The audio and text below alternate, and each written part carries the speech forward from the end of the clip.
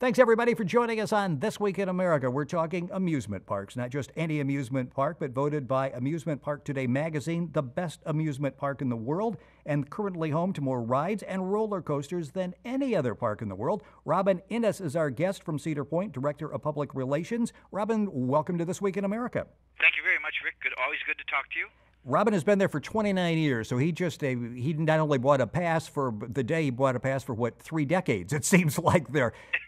Yes, it does. I've seen the park go through a lot of changes.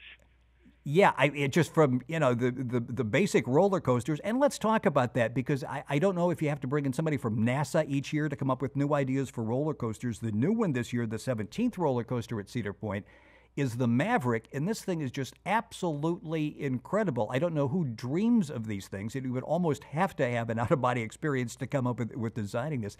Tell us a little bit about Maverick, which is the biggest, baddest roller coaster out there.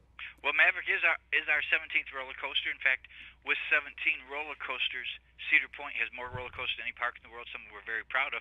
But Maverick will be another Cedar Point legacy roller coaster. I think when you talk about Cedar Point, we're probably best well known for our roller coasters. I mean, we've had 4 coasters that when they debuted, they were considered the tallest and fastest in the world. And probably right now, some of the best well-known roller coasters right now are the Top Thrill Dragster and Millennium Force, which are 2 of the 3 tallest roller coasters in America right now. And so Cedar Point is synonymous with roller coasters, and Maverick won't disappoint anybody. But it's a little different. It's a roller coaster of a different breed, as indicated by its name. Maverick is very low to the ground. It's a ground-hugging coaster. It has a lot of twists, a lot of turns, a lot of different attractions to it that are just nonstop from start to finish, from the start to the ride to the end, and it's just nonstop fun. It's a lot of things to see and do during that ride. Come a long way from the first roller coaster at Cedar Point in 1892. That was the Switchback Railway, 25 feet tall and amazingly rapid, 10 miles an hour. I had dips worse than that driving into the studio today. It's just amazing that was considered a thrill ride back then. Oh, absolutely, and it was quite the ride back then. But right now, it certainly pales to all of our other coasters. In fact, you look back, I remember thinking back before I even started here back in 1978 when they had just introduced Gemini. And back in 1978, Gemini, standing 125 feet tall, was the world's tallest roller coaster. And I remember waiting in line and thinking, boy, that's pretty tall. I don't know if I can do this.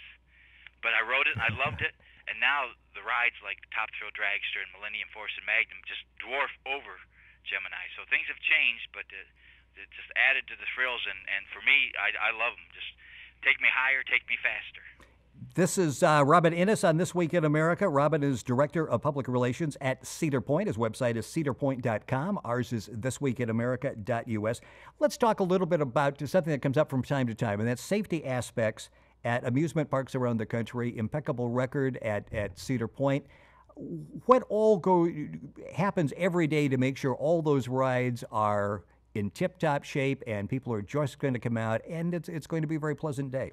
Well, certainly we have a daily inspection program for each and every ride. That starts before the park opens. We have our maintenance inspections.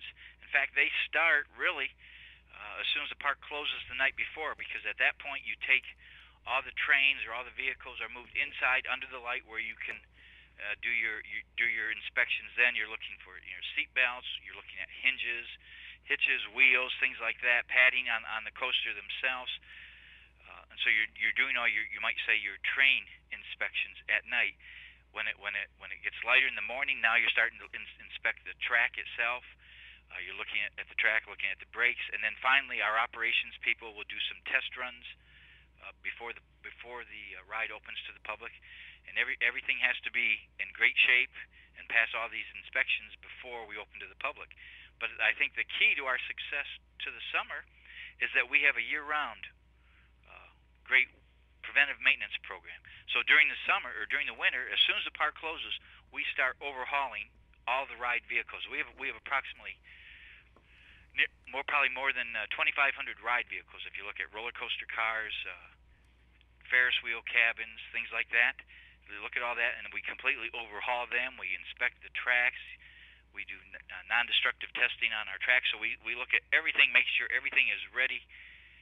We do this all during the off season, so everything is ready for opening day, and then opening day comes, we do our daily inspections. Robin Innes, Director of Public Relations at Cedar Point, is with us on This Week in America. The website is cedarpoint.com. Got about a minute left. Another aspect that you really need to stay on top of trends is food. Food service is a very important part of what you offer at Cedar Point and at the other 12 Cedar Fair amusement parks around the country. Some new items this year, organic, you've got wraps, that type of thing.